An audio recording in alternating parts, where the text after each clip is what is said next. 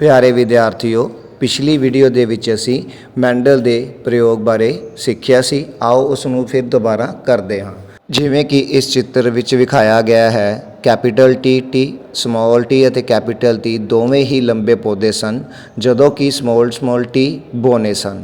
ਇਸ ਦਾ ਅਰਥ ਹੈ ਕਿ ਟੀ ਦੀ ਇੱਕ ਕਾਪੀ ਹੀ ਪੂਰੇ ਪੌਦੇ ਨੂੰ ਲੰਬਾ ਬਣਾਉਣ ਦੇ ਲਈ ਕਾਫੀ ਹੈ, ਜਦੋਂ ਕਿ ਬੋਨੇ ਪੌਦੇ ਦੇ ਲਈ ਟੀ ਦੀ ਦੋਵੇਂ ਕਾਪੀਆਂ ਟੀ ਹੋਣੀਆਂ ਚਾਹੀਦੀਆਂ ਹਨ।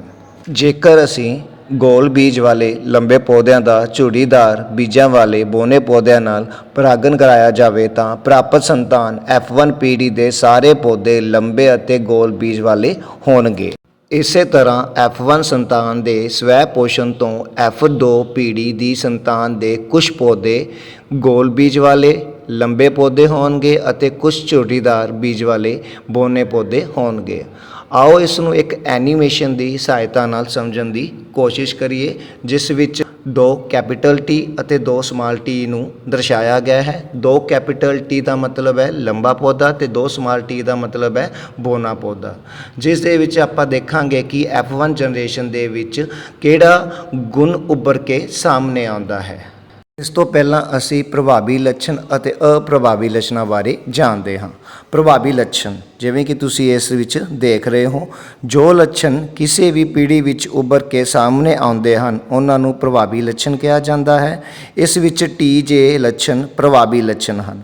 ਅਪ੍ਰਭਾਵੀ ਲੱਛਣ, ਜੋ ਲੱਛਣ ਕਿਸੇ ਵੀ ਪੀੜ੍ਹੀ ਵਿੱਚ ਉੱਭਰ ਕੇ ਸਾਹਮਣੇ ਨਹੀਂ ਆਉਂਦੇ ਪਰ ਪੀੜ੍ਹੀ ਵਿੱਚ ਮੌਜੂਦ ਹੁੰਦੇ ਹਨ, ਉਹਨਾਂ ਨੂੰ ਅਪ੍ਰਭਾਵੀ ਲੱਛਣ ਕਿਹਾ ਜਾਂਦਾ ਹੈ। ਇਸ ਵਿੱਚ ਸਮੌਲ ਜੇ ਲੱਛਣ ਅਪ੍ਰਭਾਵੀ ਲੱਛਣ ਹਨ। ਜਿਵੇਂ ਕਿ ਤੁਸੀਂ ਇਸ ਬਾਕਸ ਨੂੰ ਦੇਖ ਰਹੇ ਹੋ, ਜਿਸ ਵਿੱਚ F2 ਸੰਤਾਨ ਦੇ ਕੁਝ ਪੌਦੇ ਨਵੇਂ ਮਿਸ਼ਰਣ ਵਾਲੇ ਹੋਣਗੇ। ਇਹਨਾਂ ਵਿੱਚੋਂ ਕੁਝ ਪੌਦੇ ਲੰਬੇ ਪਰ ਝੁੜੀਦਾਰ ਬੀਜ ਅਤੇ ਕੁਝ ਪੌਦੇ ਬੋਨੇ ਪਰ ਗੋਲ ਬੀਜ ਵਾਲੇ ਹੋਣਗੇ। ਇਸ ਲਈ ਲੰਬੇ ਬੋਨੇ ਲੱਛਣ ਅਤੇ ਗੋਲ ਝੁੜੀਦਾਰ ਲੱਛਣ ਸੁਤੰਤਰ ਰੂਪ ਵਿੱਚ ਹੁੰਦੇ ਹਨ। ਹੁਣ ਸਮਝੀਏ ਲੱਛਣ ਆਪਣੇ ਆਪ ਨੂੰ ਕਿਵੇਂ ਪ੍ਰਗਟ ਕਰਦੇ ਹਨ। ਸੈੱਲ ਦੇ DNA ਵਿੱਚ ਪ੍ਰੋਟੀਨ ਸੰਸਲੇਸ਼ਨ ਇੱਕ ਸੂਚਨਾ ਸਰੋਤ ਹੁੰਦਾ ਹੈ। DNA ਦਾ ਉਹ ਭਾਗ ਜਿਸ ਵਿੱਚ ਕਿਸੇ ਪ੍ਰੋਟੀਨ ਸੰਸਲੇਸ਼ਨ ਦੇ ਲਈ ਸੂਚਨਾ ਹੁੰਦੀ ਹੈ, ਉਸ ਪ੍ਰੋਟੀਨ ਦਾ ਜੀਨ ਕਹਾਉਂਦਾ ਹੈ। ਜਿਵੇਂ ਕਿ ਤੁਸੀਂ ਇਸ ਐਨੀਮੇਸ਼ਨ ਦੇ ਵਿੱਚ ਪਲਾਂਟ ਸੈੱਲ ਦਾ ਸੈੱਲ ਭਾਗ ਦੇਖ ਰਹੇ ਹੋ। ਆਓ ਇਸ ਨੂੰ ਇੱਕ ਉਦਾਹਰਨ ਰਾਹੀਂ ਸਮਝਦੇ ਹਾਂ। ਉਹਦੇ ਵਿੱਚ ਕੁਝ ਹਾਰਮੋਨ ਹੁੰਦੇ ਹਨ ਜੋ ਲੰਬਾਈ ਨੂੰ ਕਾਬੂ ਕਰਦੇ ਹਨ। ਇਸ ਲਈ ਕਿਸੇ ਪੌਦੇ ਦੀ ਲੰਬਾਈ ਪੌਦੇ ਦੇ ਵਿੱਚ ਮੌਜੂਦ ਵਿਸ਼ੇਸ਼ ਹਾਰਮੋਨ ਦੀ ਮਾਤਰਾ 'ਤੇ ਨਿਰਭਰ ਕਰਦੀ ਹੈ। ਇਹ ਤੁਹਾਨੂੰ ਇਸ ਐਨੀਮੇਸ਼ਨ ਦੇ ਵਿੱਚ ਦਿਖਾਇਆ ਜਾ ਰਿਹਾ ਹੈ। ਪੌਦੇ ਦੇ ਹਾਰਮੋਨ ਦੀ ਮਾਤਰਾ ਉਸ ਪ੍ਰਤੀਕਿਰਿਆ ਦੀ ਕੁਸ਼ਲਤਾ 'ਤੇ ਨਿਰਭਰ ਕਰੇਗੀ ਜਿਸ ਦੁਆਰਾ ਇਸ ਦਾ ਉਤਪਾਦਨ ਹੁੰਦਾ ਹੈ। ਐਂਜ਼ਾਈਮ ਇਸ ਪ੍ਰਤੀਕਿਰਿਆ ਦੇ ਲਈ ਮਹੱਤਵਪੂਰਨ ਹਨ। ਜੇਕਰ ਇਹ ਐਂਜ਼ਾਈਮ ਕੁਸ਼ਲਤਾ ਨਾਲ ਕੰਮ ਕਰੇਗਾ ਤਾਂ ਹਾਰਮੋਨ ਕਾਫੀ ਮਾਤਰਾ ਵਿੱਚ ਬਣੇਗਾ ਅਤੇ ਪੌਦਾ ਲੰਬਾ ਹੋਵੇਗਾ। ਜੇਕਰ ਇਸ ਪ੍ਰੋਟੀਨ ਦੇ ਜੀਨ ਵਿੱਚ ਪਰਿਵਰਤਨ ਆਉਂਦੇ ਹਨ ਤਾਂ ਬਣਨ ਵਾਲੇ ਹਾਰਮੋਨ ਦੀ ਕੁਸ਼ਲਤਾ 'ਤੇ ਵੀ ਪ੍ਰਭਾਵ ਪਵੇਗਾ।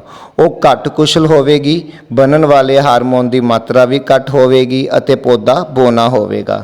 ਇਸ ਲਈ ਜੀਨ ਲੱਛਣਾਂ ਨੂੰ ਕੰਟਰੋਲ ਕਰਦੇ ਹਨ। ਇਸ ਲਈ ਪ੍ਰਜਨਨ ਦੌਰਾਨ ਸੰਤਾਨ ਦੇ DNA ਵਿੱਚ ਦੋਵੇਂ ਮਾਪਿਆਂ ਦੇ ਸਮਾਨ ਰੂਪ ਵਿੱਚ ਯੋਗਦਾਨ ਹੁੰਦਾ ਹੈ। ਕੀ ਤੁਸੀਂ ਇਸ ਐਨੀਮੇਸ਼ਨ ਅਤੇ ਇਸ ਚਿੱਤਰ ਦੇ ਵਿੱਚ ਗੁਣਸੂਤਰ DNA ਅਤੇ ਜੀਨਸ ਦੇਖ ਰਹੇ ਹੋ। ਅਸਲ ਵਿੱਚ ਇੱਕ ਜੀਨ ਸੈੱਟ ਕੇਵਲ ਇੱਕ DNA ਦੀ ਲੜੀ ਦੇ ਰੂਪ ਵਿੱਚ ਨਾ ਹੋ ਕੇ DNA ਦੇ ਵੱਖ-ਵੱਖ ਸੁਤੰਤਰ ਟੁਕੜੇ ਹੁੰਦੇ ਹਨ। ਜਿਵੇਂ ਕਿ ਤੁਸੀਂ ਇਸ ਐਨੀਮੇਸ਼ਨ ਦੇ ਵਿੱਚ ਦੇਖ ਰਹੇ ਹੋ, ਹਰ ਇੱਕ ਟੁਕੜਾ ਗੁਣਸੂਤਰ ਕਹਾਉਂਦਾ ਹੈ। ਇਸ ਲਈ ਹਰ ਇੱਕ ਸੈੱਲ ਵਿੱਚ ਹਰ ਇੱਕ ਗੁਣਸੂਤਰ ਦੀਆਂ 2 ਕਾਪੀਆਂ ਹੁੰਦੀਆਂ ਹਨ, ਜਿਨ੍ਹਾਂ ਵਿੱਚੋਂ ਇੱਕ ਨਰ ਅਤੇ ਦੂਜੀ ਮਾਦਾ ਮਾਪੇ ਤੋਂ ਪ੍ਰਾਪਤ ਹੁੰਦੀ ਹੈ। ਹਰ ਇੱਕ ਜਨਨ ਸੈੱਲ ਮਾਤਰੀ ਅਤੇ ਪਿਤਰੀ ਤੋਂ ਗੁਣਸੂਤਰ ਦੇ ਹਰ ਇੱਕ ਜੋੜੇ ਦਾ ਕੇਵਲ ਇੱਕ ਹੀ ਗੁਣਸੂਤਰ ਇੱਕ ਜਨਨ ਸੈੱਲ ਵਿੱਚ ਜਾਂਦਾ ਹੈ। ਜਿਵੇਂ ਕਿ ਤੁਸੀਂ ਇਸ ਚਿੱਤਰ ਦੇ ਵਿੱਚ ਦੇਖ ਰਹੇ ਹੋ, ਜਦੋਂ 2 ਜਨਨ ਸੈੱਲ ਮਿਲਦੇ ਹਨ ਤਾਂ ਬਣੇ ਯੁਗਮਕ ਵਿੱਚ ਗੁਣਸੂਤਰਾਂ ਦੀ ਸੰਖਿਆ ਮੁੜ ਪਹਿਲਾਂ ਵਰਗੀ ਹੋ ਜਾਂਦੀ ਹੈ ਅਤੇ ਸੰਤਾਨ ਵਿੱਚ ਗੁਣਸੂਤਰਾਂ ਦੀ ਸੰਖਿਆ ਸਥਿਰ ਬਣੀ ਰਹਿੰਦੀ ਹੈ। ਆਓ ਹੁਣ ਲਿੰਗ ਨਿਰਧਾਰਨ ਨੂੰ ਸਮਝੀਏ। ਵੱਖ-ਵੱਖ ਪ੍ਰਜਾਤੀਆਂ ਵਿੱਚ ਲਿੰਗ ਨਿਰਧਾਰਨ ਵੱਖ-ਵੱਖ ਜੁਗਤਾਂ 'ਤੇ ਆਧਾਰਿਤ ਹੈ। ਕੁਝ ਜੀਵਾਂ ਦਾ ਲਿੰਗ ਨਿਰਧਾਰਨ ਪੂਰਨ ਰੂਪ ਤੇ ਵਾਤਾਵਰਣ ਉੱਤੇ ਨਿਰਭਰ ਕਰਦਾ ਹੈ। ਜਿਵੇਂ ਕੁਝ ਰਿੰਗਣ ਵਾਲੇ ਜੀਵਾਂ ਵਿੱਚ ਲਿੰਗ ਨਿਰਧਾਰਨ ਨਿਸ਼ਚਿਤ ਅੰਡੇ ਦੇ ਤਾਪਮਾਨ ਉੱਤੇ ਨਿਰਭਰ ਕਰਦਾ ਹੈ ਕਿ ਸੰਤਾਨ ਨਰ ਹੋਵੇਗੀ ਜਾਂ ਮਾਦਾ। ਘੋਗੇ ਜੇ ਕੁਝ ਜੀਵ ਆਪਣਾ ਲਿੰਗ ਬਦਲ ਸਕਦੇ ਹਨ, ਜੋ ਇਸ ਗੱਲ ਵੱਲ ਇਸ਼ਾਰਾ ਕਰਦਾ ਹੈ ਕਿ ਇਹਨਾਂ ਵਿੱਚ ਲਿੰਗ ਨਿਰਧਾਰਨ ਅਨੁਵਾਂਸ਼ਿਕੀ ਆਧਾਰ ਤੇ ਨਹੀਂ ਹੁੰਦਾ। ਆਓ ਹੁਣ ਅਸੀਂ ਮਨੁੱਖ ਦੇ ਵਿੱਚ ਲਿੰਗ ਨਿਰਧਾਰਨ ਕਿਸ ਤਰ੍ਹਾਂ ਹੁੰਦਾ ਹੈ ਉਸ ਨੂੰ ਸਮਝੀਏ। ਮਨੁੱਖ ਵਿੱਚ ਲਿੰਗ ਦਾ ਨਿਰਧਾਰਨ ਵਿਸ਼ੇਸ਼ ਗੁਣਸੂਤਰਾਂ ਦੇ ਆਧਾਰ ਤੇ ਹੁੰਦਾ ਹੈ। ਨਰ ਵਿੱਚ XY ਗੁਣਸੂਤਰ ਹੁੰਦੇ ਹਨ ਅਤੇ ਮਾਦਾ ਵਿੱਚ XX ਗੁਣਸੂਤਰ ਮੌਜੂਦ ਹੁੰਦੇ ਹਨ। ਇਸ ਤੋਂ ਸਪਸ਼ਟ ਹੈ ਕਿ ਮਾਦਾ ਦੇ ਕੋਲ Y ਗੁਣਸੂਤਰ ਨਹੀਂ ਹੁੰਦਾ।